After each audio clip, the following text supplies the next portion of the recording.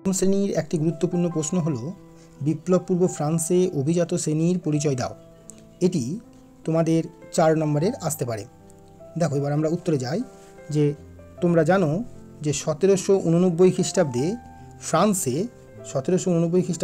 ফরাসি বিপ্লব হয়েছিল। সেই ফরাসি বিপ্লবের আগে, ফরাসি বিপ্লবের পূর্বে ফ্রান্সের সমাজ 3টি শ্রেণীতে বিভক্ত ছিল।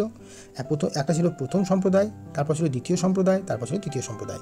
এই প্রথম সম্প্রদায় ছিল যাজকরা, দ্বিতীয় সম্প্রদায় ছিল অভিজাতরা এবং তৃতীয় সম্প্রদায় ছিল এই যাজক এবং অভিজাত ছাড়া ফ্রান্সের প্রায় সকল সাধারণ মানুষ। আর ওই অভিজাতরা ছিল তৃতীয় সম্প্রদায় অন্তর্ভুক্ত। এবার দেখে নেব যে এই অভিজাতদের শ্রেণী বিভাগ, অভিজাতরা আবার কয়টি শ্রেণীতে বিভক্ত ছিল। দেখো এই যে বিপ্লব পূর্ব ফ্রান্সে অভিজাতরা 2টি শ্রেণীতে বিভক্ত ছিল। একটাকে বলা হতো সাবেকি অভিজাত আর একটাকে বলা হতো পোশাকি অভিজাত। এবার আমরা দেখে নেব যে সাবেকি অভিজাত কাদের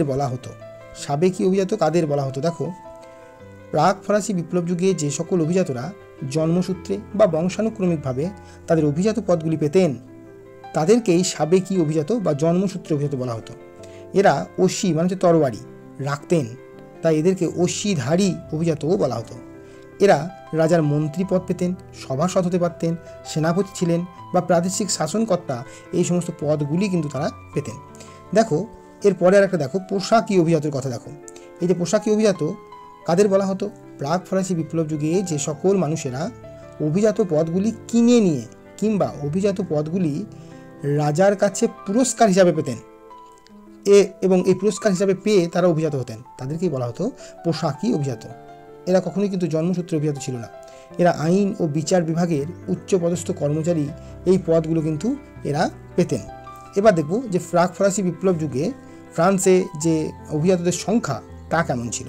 দেখো প্রাক ফরাসি বিপ্লব যুগে ফ্রান্সে অভিজাতদের সংখ্যা ছিল ফ্রান্সে মোট জনগণের 1.3 ভাগ, অর্থাৎ তাদের সংখ্যা ছিল প্রায় 3,50,000। এবার দেখো যে প্রাক ফরাসি বিপ্লব যুগে কর ব্যবস্থা কেমন ছিল, তাদেরকে কী কর থেকে মুক্তি দেওয়া হতো। দেখো কর ভার থেকে মুক্তি। বিপ্লব পূর্ব ফ্রান্সে বিভিন্ন প্রকার কর প্রচলিত ছিল, কিন্তু অভিজাত সম্প্রদায় বিপুল সংখ্যক পরিমাণ সম্পত্তির অধিকারী হওয়া সত্ত্বেও তাদেরকে কোনো প্রকার কর দিতে হতো না। এখানে অভিযোগ হয়ে গেছে, এটা অভিজাত হতো না। তবে কন্ট্রাক্ট অফ প্রেয়সী চুক্তি অনুযায়ী তাদের একটি স্বেচ্ছা কর দিতে হতো, যদিও এই কর তারা প্রায় দিতেনই না। এবার দেখব কর আদায় ব্যবস্থা, তারাও কিছু কিছু কর আদায় করতেন। ফ্রান্সের অভিজাতরা প্রজাদের কাছ থেকে বিভিন্ন রকমের সামন্ততান্ত্রিক কর আদায় করতেন, তা থেকে প্রচুর আয় হতো। এই করগুলির মধ্যে অন্যতম ছিল করভি, এইডস, পেঁয়াজ, বার্নালিতে প্রভৃতি। এবার দেখো তারা কী কী সুযোগ সুবিধা পেত। এই যে অভিজাতরা কোনো প্রকার কর দিতে তো তাদের হতো না, এরা সরকারের কাছ থেকে বিভিন্ন সুযোগ সুবিধা লাভ করত, তাই এরা সুবিধাভোগী শ্রেণী নামে পরিচিত ছিল। এবার দেখো বিপ্লব পূর্ব ফ্রান্সে রাজার মূল নিয়ন্ত্রকই হয়ে দাঁড়িয়েছিল অভিজাত এবং যাজক সম্প্রদায়।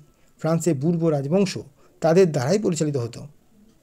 তাই তো পরবর্তীকালে ফ্রান্সের রাজা যাজক ও অভিজাতদের উপর কর আদায়ের চেষ্টা করলে তারা বিদ্রোহ শুরু করে, যা অভিজাত বিদ্রোহ নামে পরিচিত। এখানে বিপ্লব হবে না, বিদ্রোহ হবে, যা অভিজাত বিদ্রোহ নামে পরিচিত। এই ছিল তোমাদের অভিজাত সম্প্রদায় সম্পর্কে আমার কিছু প্রশ্ন উত্তর।